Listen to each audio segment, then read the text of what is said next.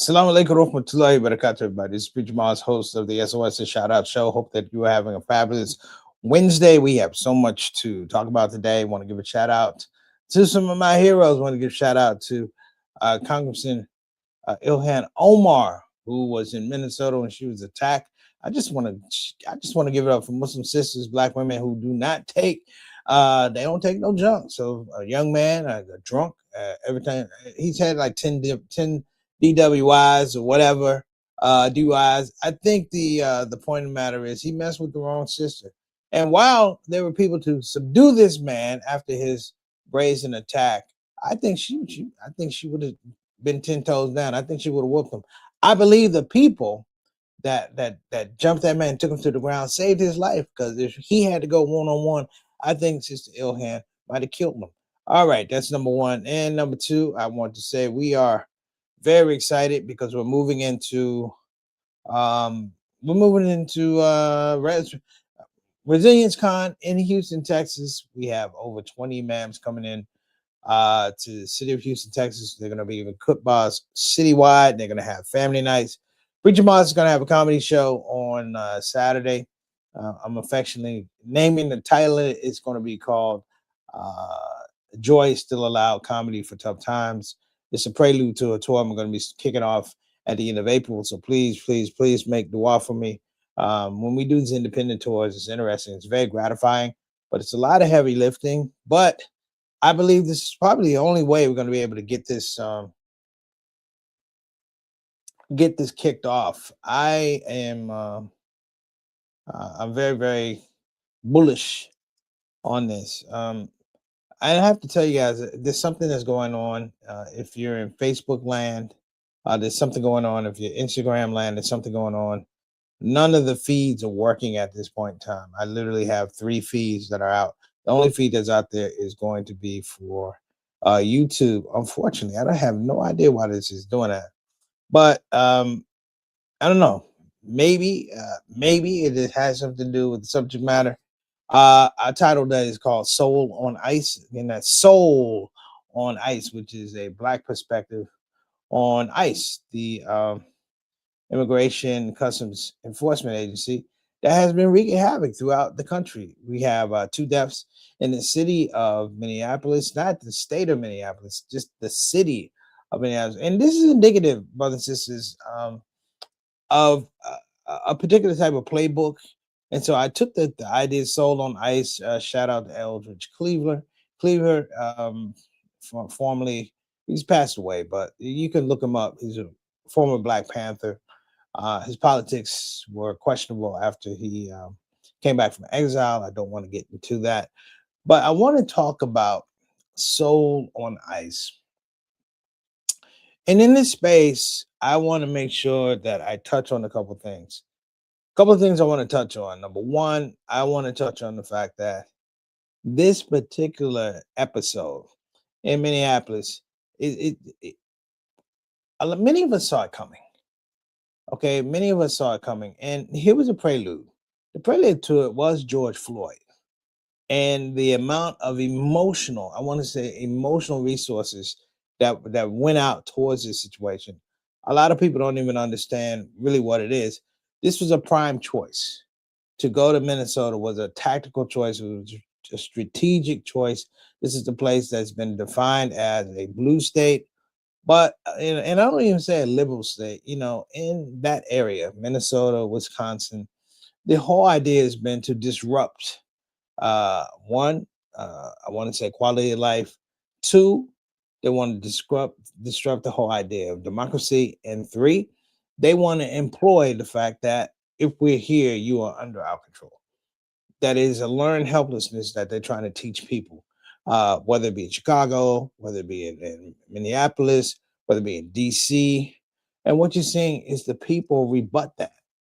And I say rebut it with a lot of energy and vigor, because the fact of the matter is, these are people who are working on a program and a system that is not new, but with the issue of trying to erase history, is trying to be reintroduced that is lawful. So let me make sure I get some people here. We got some folks in the box. Listen, I'm gonna try and fix the Facebook issue. We're gonna go to our commercial. I'm gonna be back after our break if I don't fix it. Law's best planners, right? But if people want to watch it, watch the show later on, so it will be. But you don't want to miss the show. Be right back.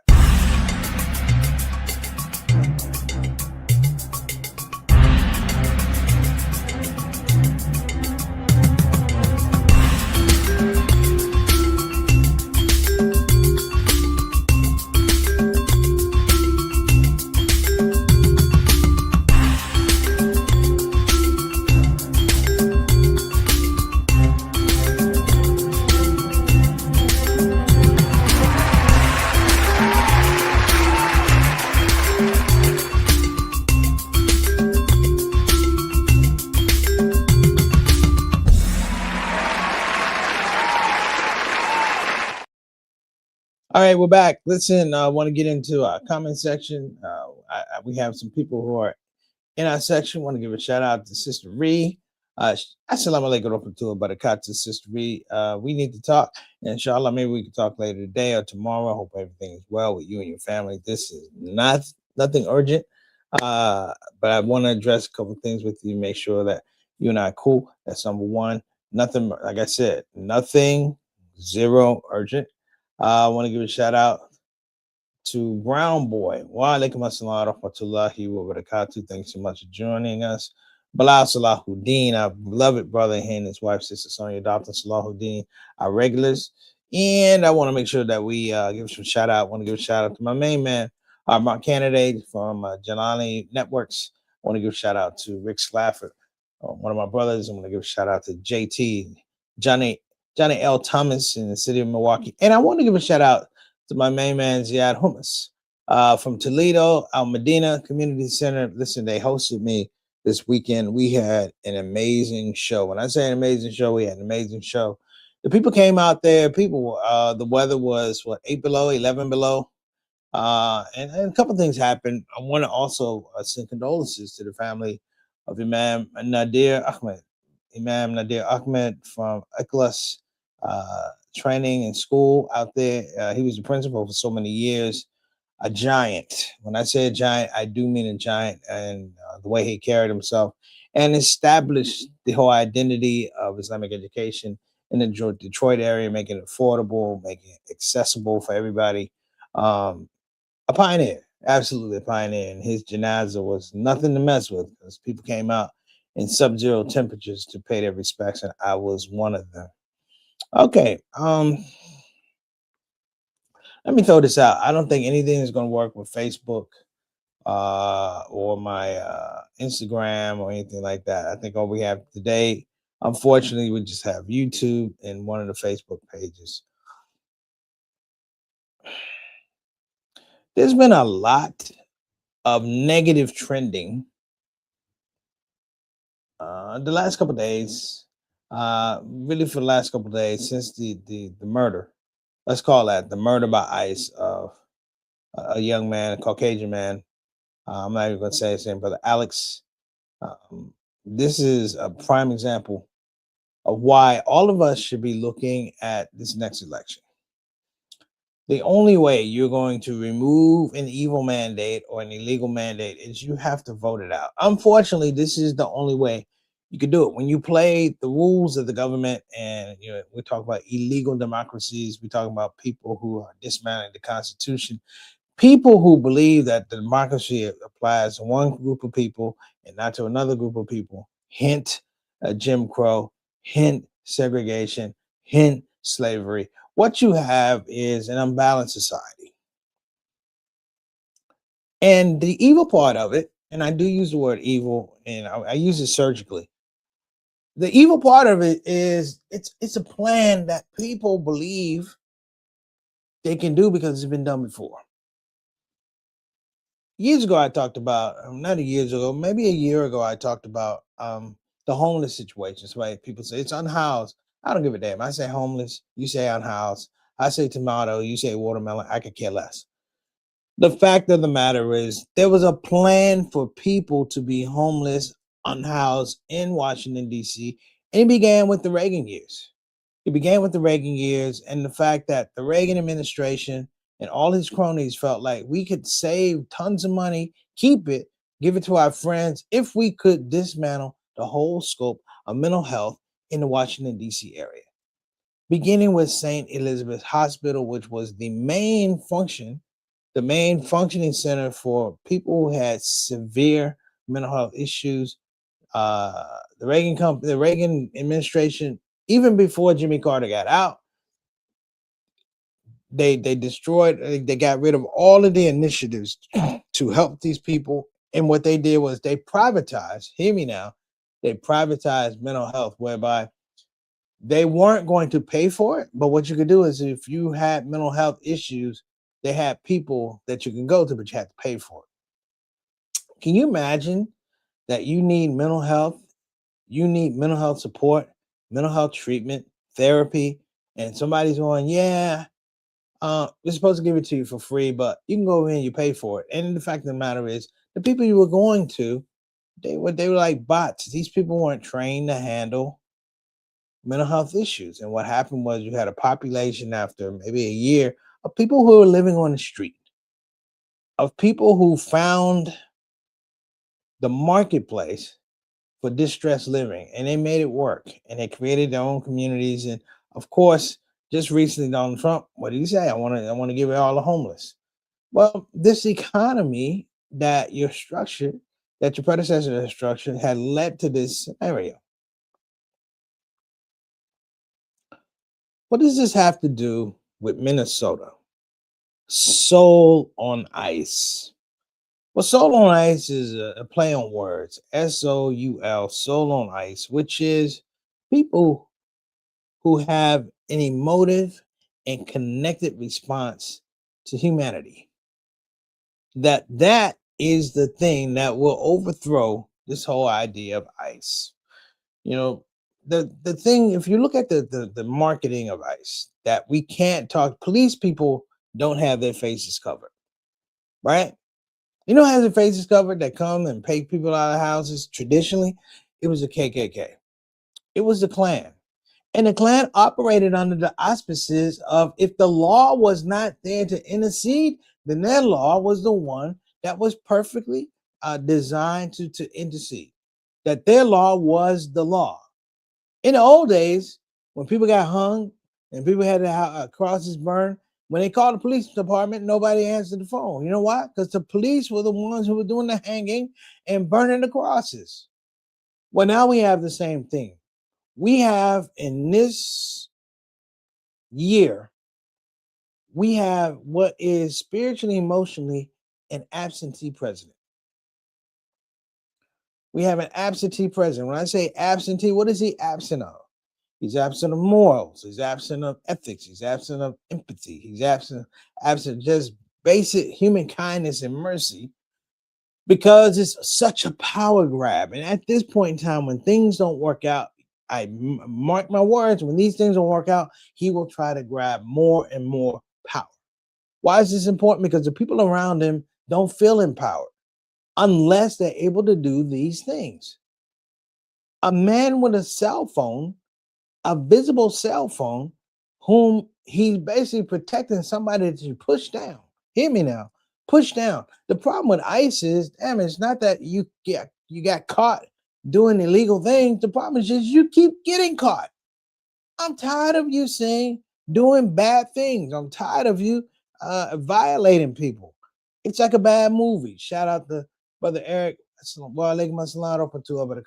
out to my main man JT. Good to see you on the spot. The problem is, um, it's a throwback song to Gil Scott Heron. It's called B Movie. And B Movie says that we are watching people try to rewrite history, that there's no Calvary anymore, that the Calvary has been replaced by ICE, that the people who we think are coming to save us are the people who are coming to harm us, that the dereliction of duty is part of being, hear me now, it's part of being ICE. To working the border is not working the border. It is infringing the border. It is pushing the boundaries of human treatment. I don't think people have figured out that these detention centers, these are not prisons, they're detention centers, they're privatized. And so the people who go to these detention centers are not incentivized to let these folks go. They're not doing rehabilitation. They're doing strictly incarceration, and there's a business model to it that they don't want people to go, but the government is paying them to keep as many people as they are. If you check the scope, if you really, really check the scope, you understand that this is a profit margin. So this brother who was killed in Alexander, the sister who in Minneapolis, the sister who shot in Minneapolis, they died of profit motive. That these gentlemen, these ICE folks that come they've been incentivized to be brutal. Because if you're not brutal, let me tell y'all something about the police at a certain point in time.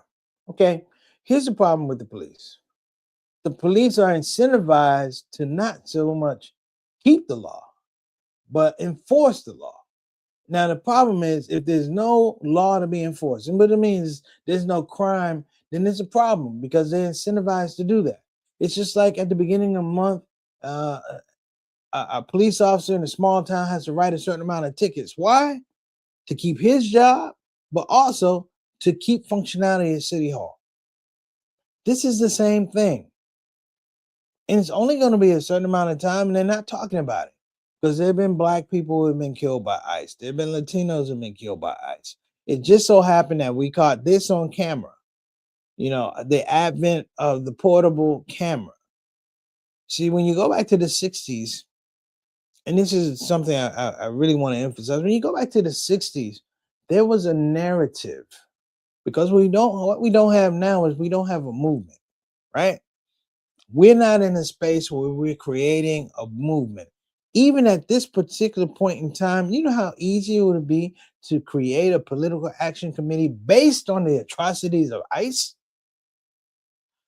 based on the atrocities of an absentee president. You know, look, the game's cold, brothers and sisters. The game is cold. If you like Nicki Minaj 2 years ago, you probably don't like Nicki Minaj now because she's holding hands with the president. Talking about I'm his number one fan. Don't hate on Nicki Minaj because LeBron James supported Israel and so did Floyd Mayweather. I always stand with Israel. Look, let me tell y'all the game.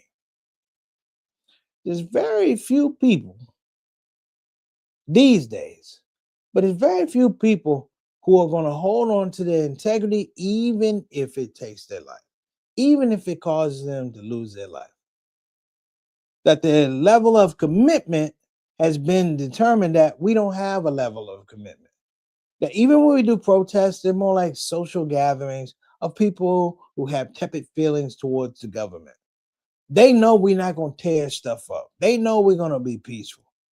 And because of that, they count on the fact that we are very predictable. That they can count on us to act a certain way. That's here in America. But you see what happened when Trump went over to Davos and the people talked to him about Greenland? He backed up. because he didn't have the bully pulpit of the United States. I'll bring the military over. They got armada ships headed towards Iran. Let me tell y'all something. All of that is posturing. That is the design of a bully. The ultimate design of somebody who suffers from, what is it? Imposter syndrome. Because when it comes down to it, if you tell a bully no, if someone swings at you and you swing back, shout out Ilhan Omar. If they know that you're serious, that you're not only going to stand your ground, but you're willing to fight and die for it, it's a different level. It's a very different level. Even as you begin to look around, this election is coming for the midterms. I would tell people, organize now around your emotions. Listen to me. Organize now around your emotions. Let your emotions feed your intelligence as you come up with a process for the midterm elections. Let people know, and this is very, very important. You got to let people know, like Michael Jordan, that this game is over. You got to have a killer mentality. Michael Jordan psyched out 85 to 95% of the people he played against in the NBA because his excellence was that good. Our emotional intelligence needs to be that and then some. That the people who carry around these pistols, the people who carry around these lies, the people who carry around this weird, weird permutation of American exceptionalism. I'm American, which is really I'm white. I'm here to tell you something. That game is over. Shout out my main man Altaf Rashid. Wa alaikum assalam wa rahmatullahi wa barakatuh. Mr. 6 o'clock, straight up, straight down. Thank you so much for joining us. But putting this into perspective. I've said this before. I'm going to say again. This madness, this criminality, this unethical behavior requires a very central ingredient. You.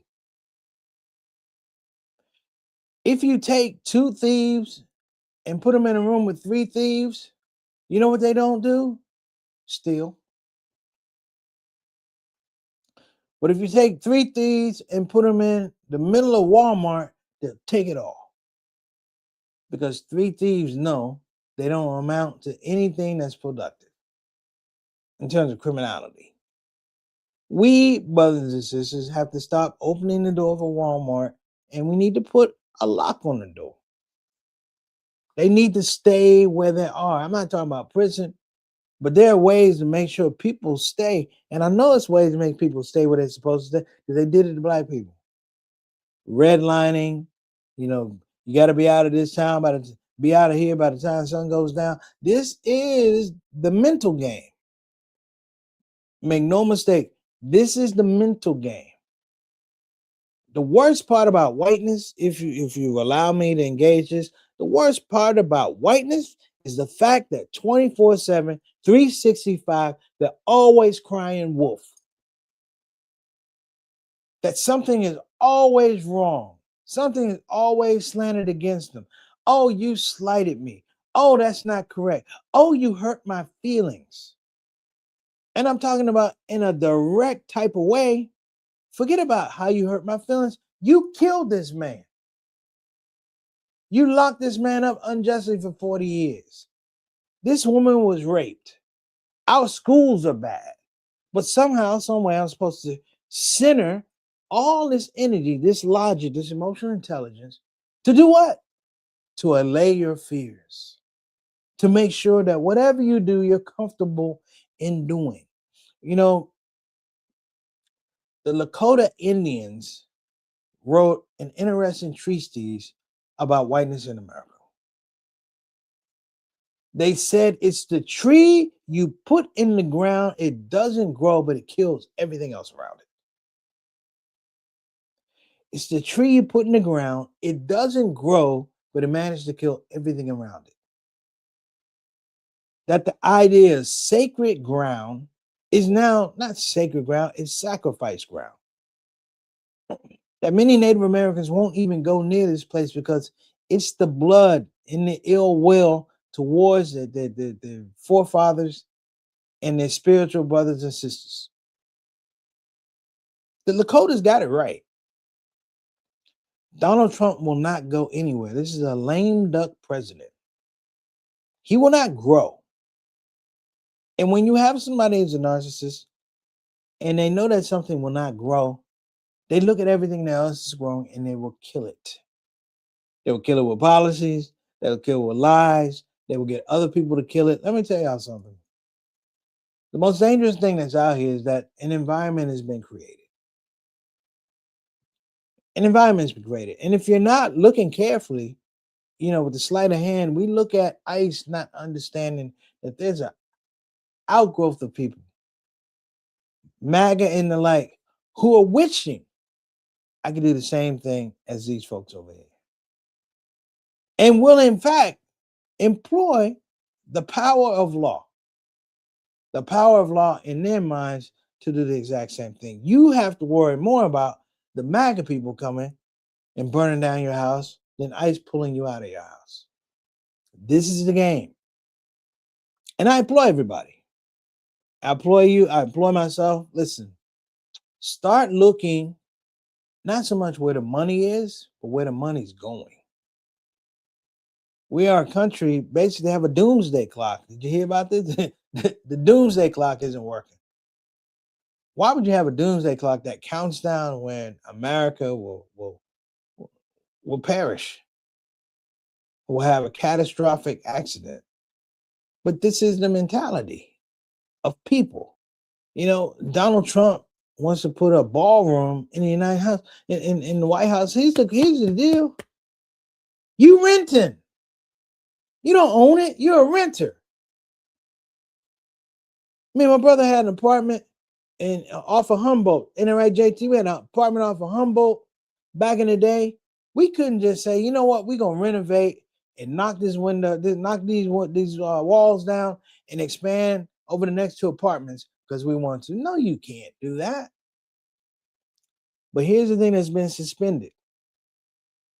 And I'll try to wrap on this because I don't want to go over. Also, shout out to Sister Satana, who's working extremely hard with Resilience Con. Inshallah, she'll be back with it. She's definitely gonna need a break, a breather after Resilience Con. But let me throw this out to you, our brothers and sisters. The scope now is that people are beginning to model their behavior after ICE.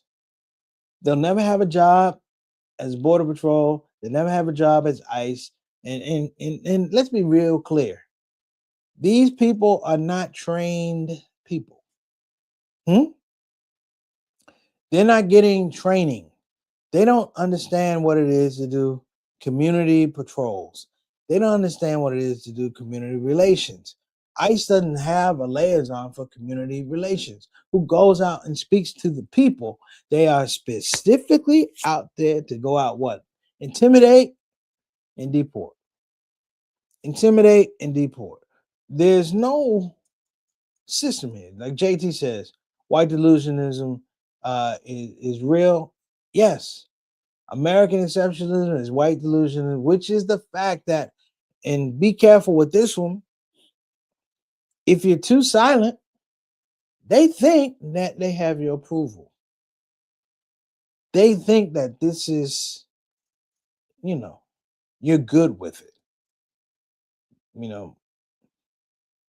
Now I might be wrong here, but I want to say this, this whole idea of trying to erase history is to create a new norm whereby people can not look at what is going on and sad, it's a sad thing for our children and our history books and our educational systems that basically the lie doesn't become the truth. It just becomes a bigger lie. Hey, listen, that's a shout out show. You guys have been amazing. Again, shout out to Resilience Con. Shout out to my main man, Ziad Hummus. Shout out to Al Medina. Shout out to Detroit. It was cold in that joint, 11 below zero. Shout out to everybody that's still digging out of the snow. If it's cold, look, just stay in the house, especially to my elders. Just stay in the house. Call somebody to come dig you out. Don't be brave. We don't need any brave dead people, brave people going to the hospital. All right. Listen, that's the show. I'm Preacher Moss. Assalamu alaikum wa rahmatullahi wa barakatuh. Talk to you soon.